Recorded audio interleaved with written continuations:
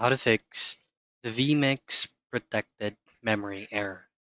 First things first, before we proceed on the specific troubleshooting step, this actual error frequently occurs after Windows 11 updates, particularly version 24H2, and is resolved by updating Vmix to a version that includes the necessary fix, such as Vmix 27 or later.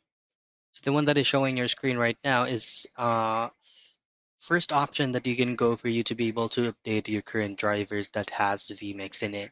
Simply go into the NVIDIA's official website and manual search the driver that you're using, like selecting the product series, specific product itself, and the operating system where you used NVIDIA driver.